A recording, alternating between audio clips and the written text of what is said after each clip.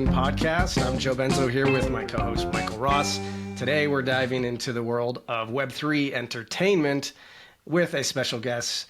Joining us today is Sander from Killer Whales, the driving force behind the hit Web3 pitch show, streaming to millions of people. And as the CEO of Hello Labs, Sander is building more than just a show. He's shaping an entire entertainment ecosystem powered by blockchain, of course. So we'll talk about the impact of Killer Whales, the future of Web3 media, what's next for Hello Labs. Sander, welcome to the show. It's good to see you again.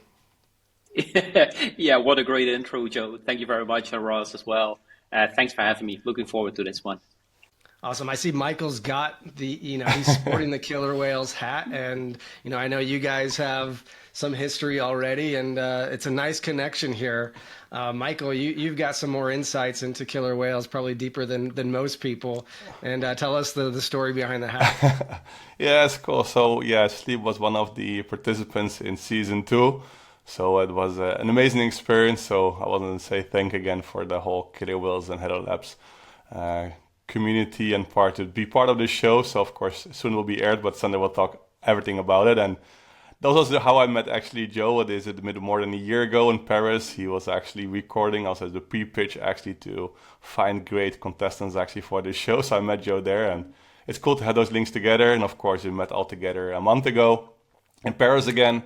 And of course we had the premiere when I saw the show as well, and it was very cool. And again, what I mentioned there as well, how professional everything was set up, was a huge compliment to the team. But yeah, happy to dive into this one as this is a very special episode for me as well. So, but yeah, I want to start directly because of course we joined Killer Whales. It was very cool to join. What inspired you actually, Sander, to start Killer Whales? Oh well, yeah. When you're going through these mentions, it's like memory lane, right? It's like I've seen Joe from like the first episodes as well. Then he was with another firm that was basically powering the production as well. Casper, we can mention them, I guess. But yeah, it's been a journey, guys. It's been a lot of fun, and it all originates basically. As a Web3, you meet up with people in, anonymously in Telegram whale chats, and you start chatting about an idea. And that's where I met my co-founder, Paul Caslin. And Paul is the creative director of the MTV Video Music Awards, and he's creative director of some AAA celebrities in the US. And we originated with Let's Build a Game. We did that, and it went really well.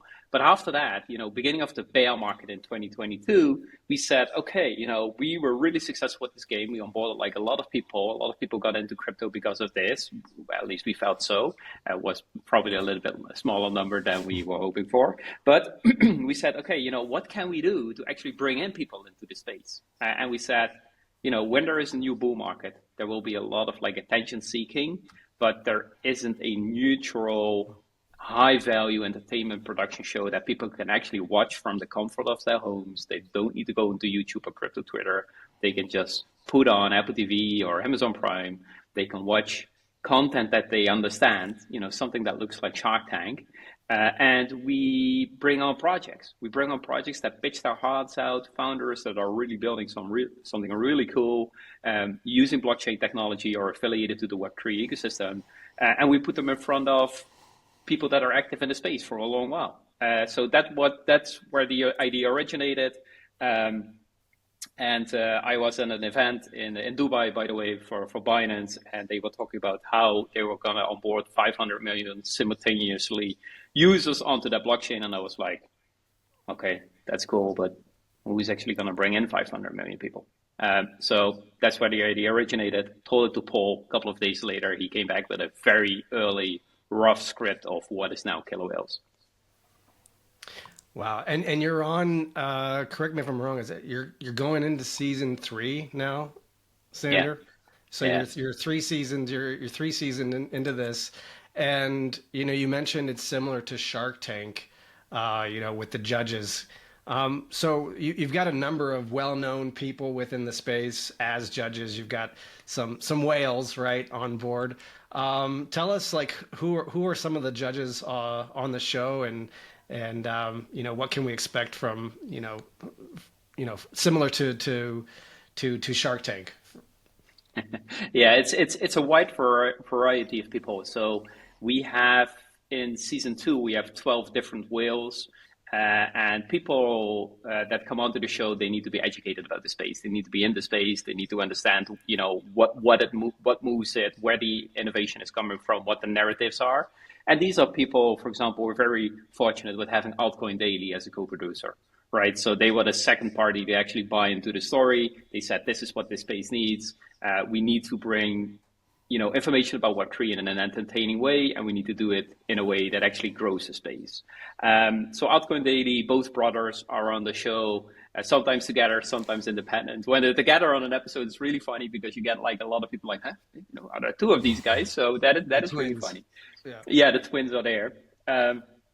But we also have people like Rand Neuner from Crypto Banter, investor VC himself, media celebrity, has worked in the space on the media end for a long time. We have people like Mario Naval, of course, well skilled in the investor game and in the media game. A lot of people hate him or love him. But that's also what we need in the space. We need a little bit of banter. We need a little bit of entertainment. We need a little bit of, back and forth. We have people like Crypto Endio, female power, self-made entrepreneur. We have people like the CMO of CoinMarketCap, Jonathan Isaac, is on the show. He brings in the data and the wealth of information from CoinMarketCap and the Binance ecosystem, of course. But we also have, for example, Jeff Broshevan, who is the co-founder and CBDO of Hacken. And I'm not sure if you guys are really well aware, but Hacken is one of the biggest auditing and smart contract technology firms.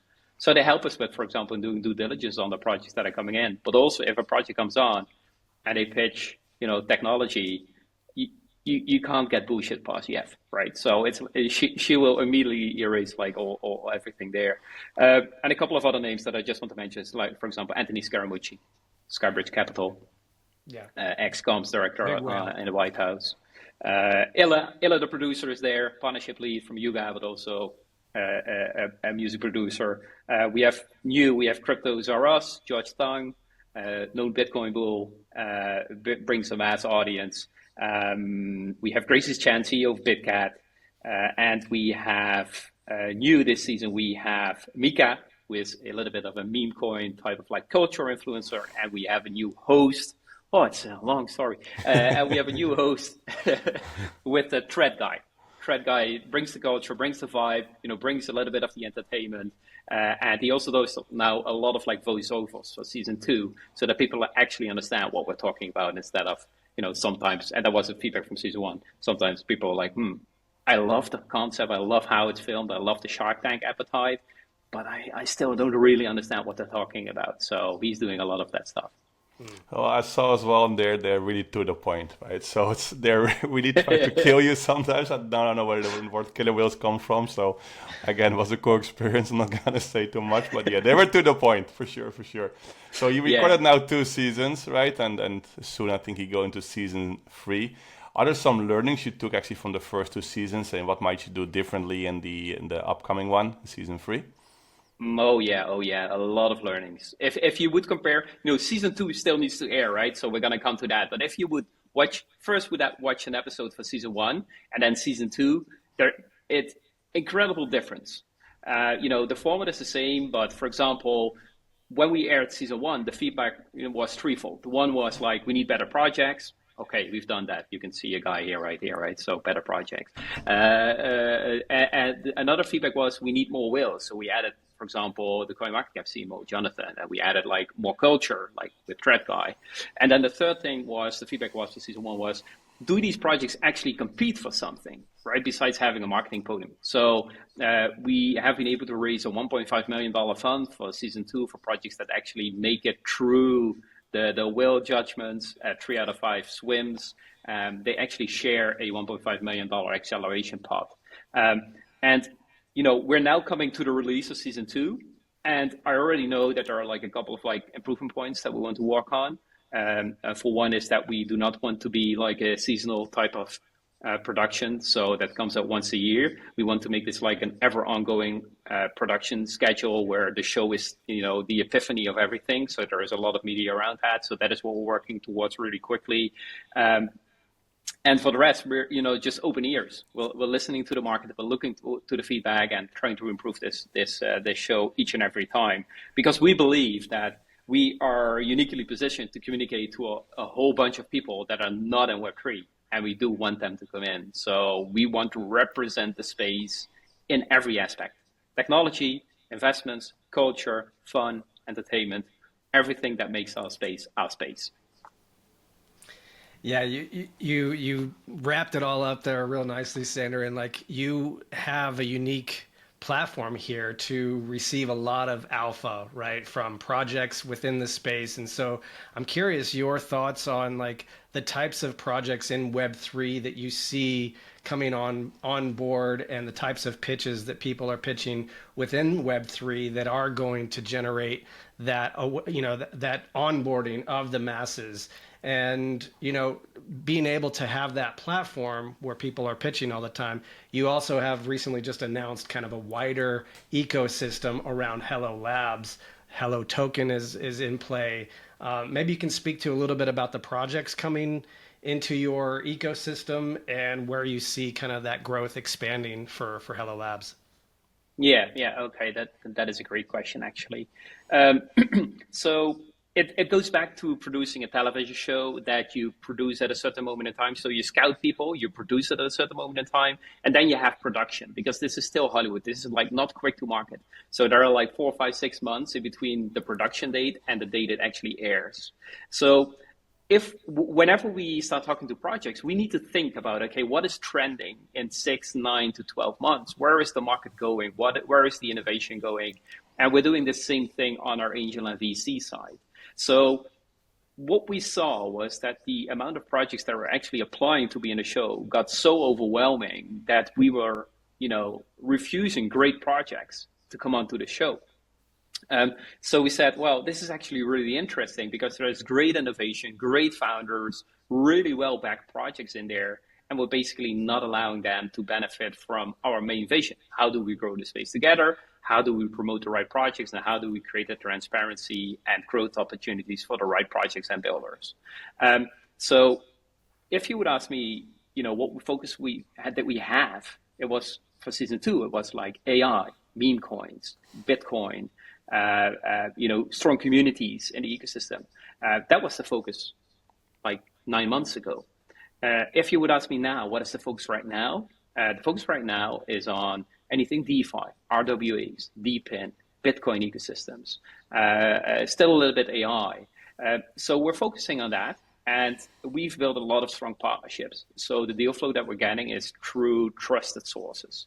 A lot of VCs, a lot of big players in the space, a lot of capital funds, also the KOLs, they bring in sometimes some stuff. And we said, okay, we need to give these projects a position in the ecosystem. So Hello has, besides the Killer Whales television show, we now have Killer Whales Media that are podcasts, spaces, YouTube productions, so that we can do stuff year round.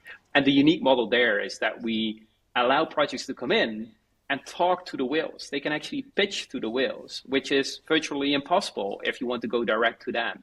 And we also have then spaces where not the killer whales are on, but a lot of other KOLs that do see the value of killer whales and the model that we're running. So they come on there as well. So for a project, from that point of view, it's a unique way to get in touch with the better KOLs and our audiences. And we all funnel that through the Hello token economy, because not a lot of people are aware of that. But Killer Whales is actually powered by Hello, and Hello is our native token for the show, and it allows people to vote for the projects coming on.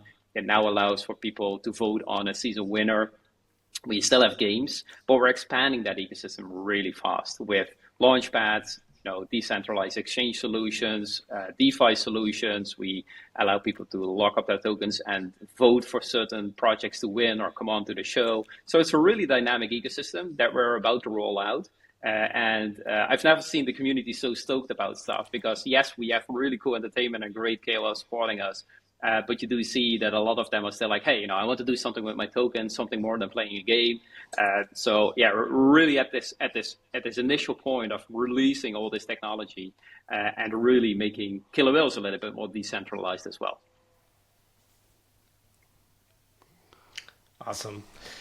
You mentioned, the communities involved. You've been involved in Web3 and very strong communities active within the BAYC community. I noticed you just recently changed your PFP profile on X to a very nice trippy Bored Ape, and you also announced kind of initiative within these communities to participate in some unique ways, signaling their support for killer whales, or they're able to participate within the ecosystem. Maybe tell us a little bit about that and how people can get involved.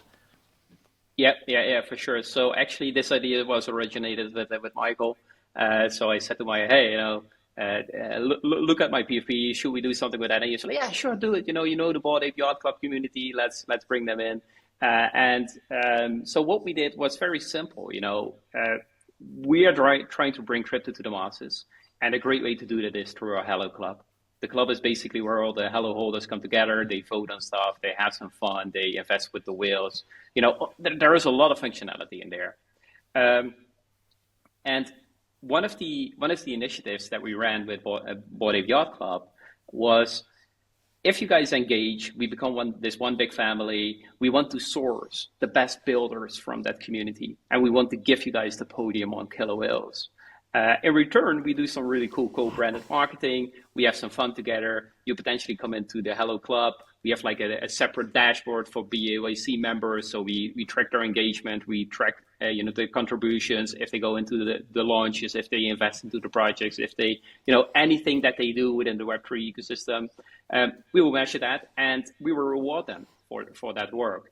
Because in the end, we're building this space together. And BAYC is just the first. It's the kickoff. We're working actively with a lot of other NFT and GameFi and other big communities, including L1s, to create this on-ramp for communities to actually, be a part of the show, be a part of the killer whales, and be a part of the ecosystem that we're building. So it's really interesting to see.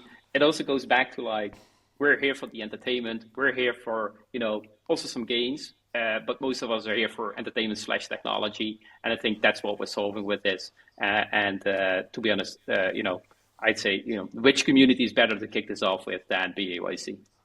It's very strong what you said there, right? We saw it as well with Sleep when we said, okay, we have the partnership with them. We actually not the Made by Abe license, how you can use the IP, how you get support within the community, right? What you said, and people say, is it still lively? Is it still our NFT dead or whatever? You can see you see it with the Bored Ape Yacht Club. You see, okay, how they support that we are within the community, right? If you're a builder, if you're a founder within the community, they support you, and I think that's very unique, and I think that's Web3, right?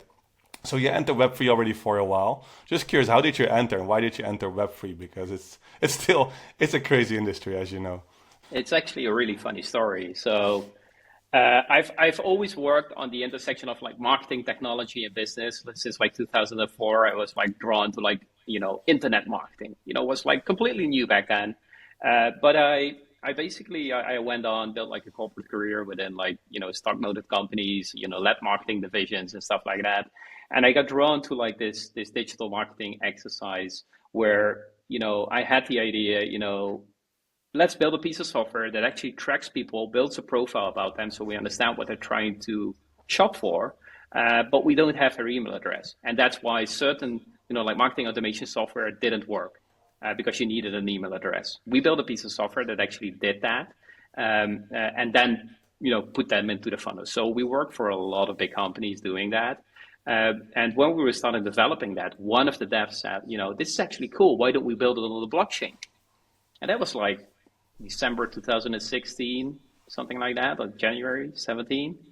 And I said to the guy, I was like, oh yeah, that's cool. Let's build it on Bitcoin. And he was like, no, dummy. There is something else. There is like something new, like Ethereum, smart contracts. And I was like, okay, that is actually really cool. So we bought way too much ETH in January 17. We thought back then, because we had no idea how to use it and how it worked. We started developing, and it was absolutely shameful. It was terrible. It didn't work at all. So it was very hard. We didn't have the skilled devs and stuff like that. So we kind of scrapped that, blockchain development cycle of that software that we were building. But the other track that we had was like a typical blockchain, a typical like software development track, and that like exploded. So in all honesty, we focused on that. We grew the company really quickly. but we still had the ETH. And then when we were about to sell the company in 2020, like mid 2020, I was like, okay, cool. I still have that ETH. What I'm gonna do with that? And that's actually when I got back involved. So I started doing angel investing. A buddy of mine was doing that. He was like talking about this DeFi and the Uniswaps of this world, and then like L2s, and I was like, wow, it's cool. So I had like a big learning curve, but I started doing that. You still have the ETH? Yeah, I used a part of the ETH to do that. I bought some NFTs for that with the ETH, for example. But no, it was definitely my stepping stone. It was definitely my stepping stone. Okay. When ETH all-time high? Back? When we're reaching 5K? I hope September, October this year, maybe November this year. But ETH is a little bit tricky to predict, I'd say. I know. Yeah. I think ETH is like very correlated to like NFT activity, For right? sure. So if we start buying NFTs, ETH goes up. So guys, I mean, start buying NFTs. and also vice versa. I mean, what are your thoughts on like some of these projects, these OG projects, CryptoPunks, Bored Ape Yacht Club, others, that did see, 100 ETH floors. Do you anticipate we'll get back to those floor prices again? What are your thoughts? Yeah, why not? Right? Yeah. You can't talk any sense about that because it's emotion driven, right? if you go to the museum and you would say, hey, I have like 10,000 Van Goghs, would you still pay $100 million for a Van Gogh? No, you wouldn't, right? Because there are 10,000 all of a sudden. They're a little bit different, but it's like a bigger collection. But this is not that industry. This is digital art. This is pure emotion. This is a feel of community, a sense of like, being part of something. So, can we go back to our 100 ETH? Why not? You just seen it, right? BAYC went from like 9 ETH. Like, who would have thought that, right? We've rode it all the way down to 9 ETH. And now we're back to what, 14 ETH? Punks did 21. Now they're back at like 40. So it doesn't take a lot for people to just be like, NFTs are the next big thing again. Let's go back to the root. And there is like this element of like meme coins have that as well. The gambling, element is there, right? I'm emotionally involved. I'm hooked in through the community, but this is gonna go up, right? And I think we're all laughing. So I think we're all looking back to that moment, like saying, let's relive this. And it's a lot more fun, having a PFP, in my opinion, than hunting down a random rigged meme coin, that doesn't add a lot of value. For sure. For sure. In the previous episode, we had Zeneca, so it still had to be aired. Oh, yeah. So he also mentioned, like, he also is agreed that NFT season will start. So 100%. Let's see. It's always fun to do the round trips. Yeah. For sure. And I was on a space yesterday with with a couple of guys from BAYC and Yuga, and Elo was there as well. And we had a good chat about this, right? It's like NFT season is coming back no matter what, because it's something that people understand. You can get in easily, and it has a certain a ring of emotion. And yes, we went through like a low, but I said to the guys as well, for me, this was like, hey, I was in BAYC like mint plus like 1 or 2 days. And the only rationale that I had back then is like, hey, they look cool and the name is cool. Why don't we buy some, right? And it took me on this journey. And I think a lot of people are emotionally locked in. And, this space will come back. And, the most important thing is just like community. That's what makes this space unique. And as it grows, and as, you're also demonstrating, utility can keep being added to these projects themselves, as you're doing so with BAYC with this initiative as well. So that's great to see, and excited about your thoughts. So maybe a couple more questions. We have a quick fire segment coming up, but I do want to ask before we get there, like what do you see? What are you most excited about? As Web3 is maturing, and some of the projects that you're seeing now, what would you say people need to be paying attention to right now? I love projects that really are building great technology that are solving everyday problems we experience, right? So let me give you guys an example, right? Anything that, for example, like unifies liquidity or makes, tokens more accessible, independent of which wallet, bridge, or whatever you're using, right? It's like trying to, create TikTok if there isn't even like a decent internet there, or there is no connection, or you're logging in through like a very, very slow connection, right? So I think a lot of technology is being built, but a lot of the similar technology is being built. So I'm really passionate about stuff that connects liquidity, or that connects usability, or that makes it very easy for my dad and my brother to come in and just like, okay, click, click, click, here we are. And I think that is really cool. So that is something that I really see coming up. There are a lot of projects launching that are really are aimed to do that. Um, but also, of course, I'm really interested in RWAs, right? We've been hearing about this for like 2 years, and 2 years ago, it was like also for me, it was like a fantasy story. Like, yeah, you're gonna tokenize assets, or what is that all about? But if you look at the technology that is being built now and the adoption that is coming in, I think it's still under the radar. But in the next 2 to 3 months, we're gonna hear a lot about this. There is definitely some really cool stuff being built. So So things yeah, like yeah. real estate, or what buildings, or what kind of RWAs that specifically? Yeah, yeah. These are the simple ones, right? So real estate, buildings, but you now finally also see like some of the luxury brands dipping into this, like making sure there is some form of authenticity on chain, or that you can actually transact with luxury items. I just spoke to a project that was basically doing the same thing with ETFs and Hmm. stocks. So they're all tokenizing these assets, and allowing you to trade these assets and make a derivative of that as well to trade that. So there's always this trading and gamify element in these things, which makes it very entertaining and a lot more fun.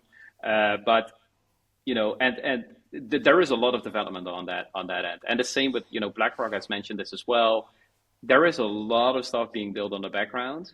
Hmm.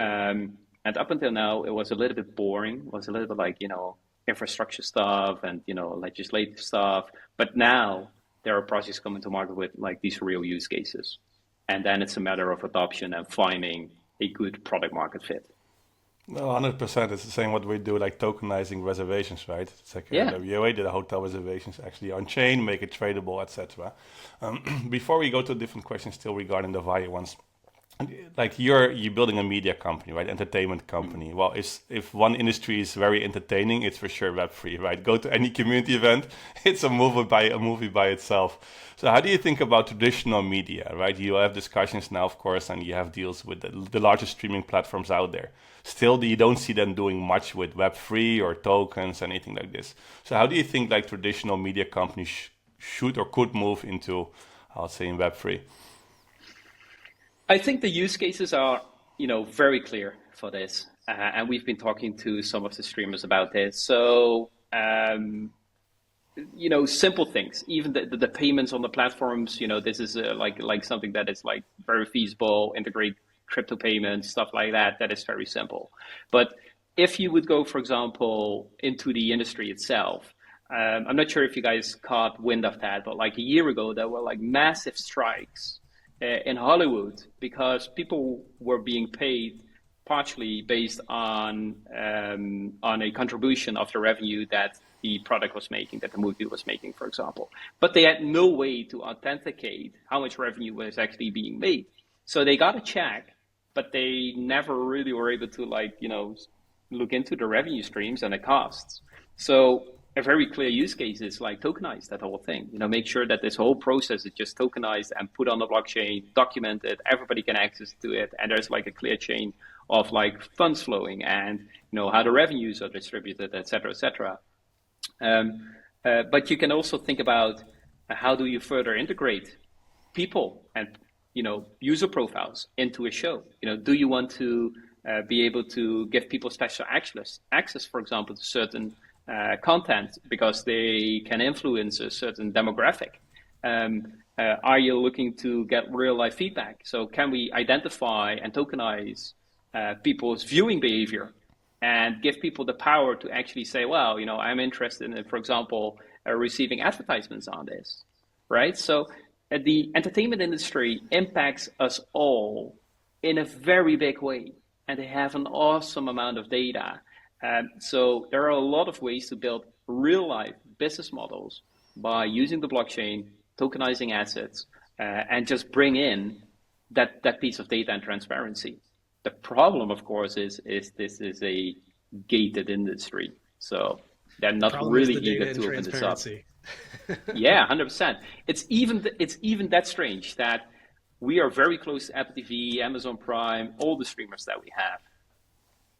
We produce a show of a excellent quality, unseen in our space, but in the streamer space, it's really good. But it's they put it out there. The reach is 600 million people. When we ask them how many people watch this, they're like, we're like, is there a dashboard? Can we watch anything? Is there like any feedback? And they're like, well, there's not really a dashboard, stuff like that. So, of course, we do get the numbers because we have a good relationship. So we get a better understanding of how much it is viewed and stuff like that. But they won't tell you.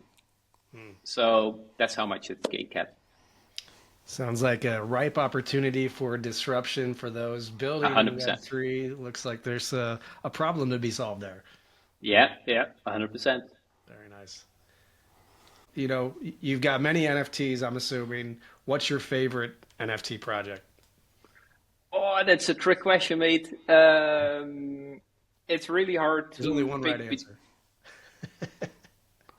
For you, I know there's one, but for it's another answer. So it is one of these both, like CryptoPunks or BAYC. BAYC because of the culture, the support, really cool people there. CryptoPunks because of like the raw innovation, technology focused, OG mentality. I love them both. Okay. Now more difficult, Pudgy or Azuki? Never went into both, honestly. But for me, it's very clear. Pudgy, Luca, okay. What he's building, the way he's innovating the space, endless grind, like insane. And you got to respect that. I love that. Okay. Netherlands or Dubai? Dubai.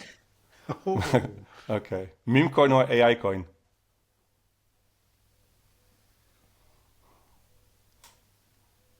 Meme coin for the fun.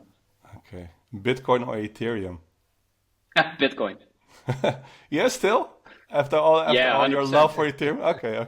Yeah, 100%. Okay. Maybe Michael, you know this answer, but I'm going to ask Sander. What would surprise people the most about Killer Whales behind the scenes? I think in the end, it's like the sheer level of production and quality that we put out there. And that's common feedback, at least that I hear, is like it's unseen in the space. And we try to show it, but we don't really care. We care about the fact that we're able to bring crypto Web3 to so many more people. And that's what it's all about. Okay, so I have the final one. This podcast, sink or swim? It's a swim for me, man. Thanks a lot, Sander. Wide open waters. Cool. Yeah. Sander, great seeing you again. Congrats on all the success of Killer Whales, Hello Labs, and all the new announcements you've recently made. And we're looking forward to seeing everything expand and, watching you onboard millions more people into this space. And so we can all, continue our round trips. Yeah, for sure, guys. I want to say one more thank you again for Sleep and everybody who didn't sleep for the opportunity to be part of Killer Whales. So again, super excited when I can show my family, my friends that actually I made it in Hollywood. So thanks again for your support there.